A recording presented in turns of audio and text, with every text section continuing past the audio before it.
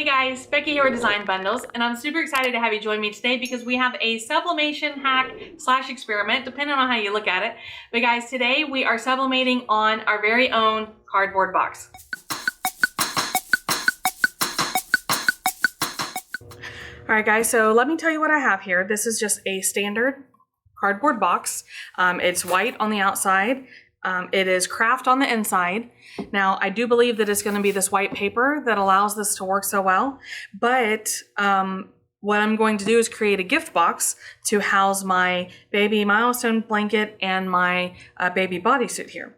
So what I've done is I've printed my design on sublimation paper with sublimation ink, and I just want to say these usually arrive flat, or at least they come to me flat. I do buy them in bulk for my shipping. So what I want to do is make sure that I can at least unfold it enough to get it flat here. All right, so I also want to check my design and make sure I can position it correctly.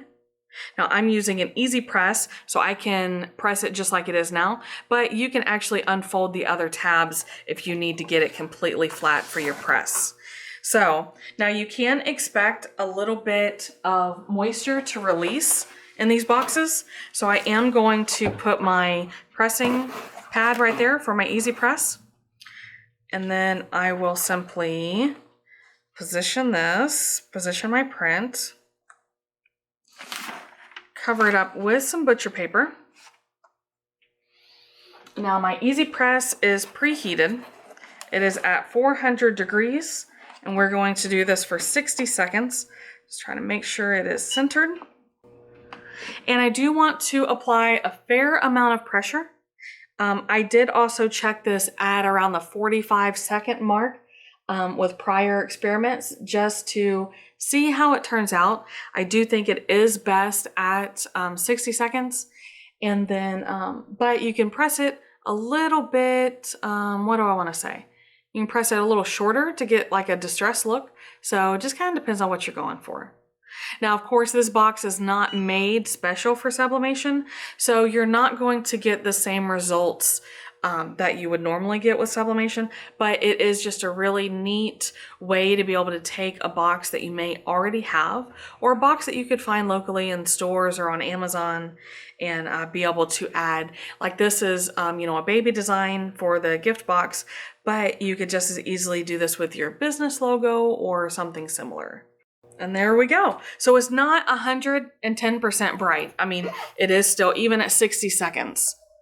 So you do definitely want to choose as dark of a design or as dark of ink as your design will allow. Just knowing that some of it won't transfer on. But guys, like I said, for absolutely no special treatment or nothing special needed, this is still a really neat gift box. Now it does warp the cardboard just a little bit. That is not a big deal, trust me. Like I said, I've done this quite a few times before. And then I can add probably some tissue paper inside, that sort of thing. And then I will be able to just fit my items in here. Let's see, let's get this little guy folded. Okay, and I can just snuggle them in there however I need to, and then I will have a cute little gift box to present with my gift.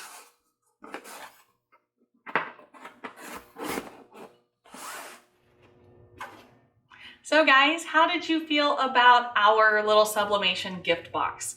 Now, like I said, it's not perfect, and it's just not going to be perfect. This is not intended for sublimation, but it's a really awesome sublimation hack to be able to personalize boxes that you can get very inexpensively, and you might even already have around the house.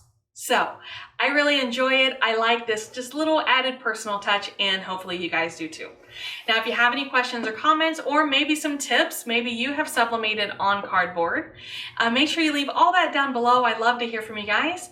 And of course, make sure you have subscribed to the channel, because that helps to keep our little channel here going. So thanks again, guys. I'm going to wrap it up for today, but I really appreciate you. I appreciate you stopping by, and we'll see you again next time.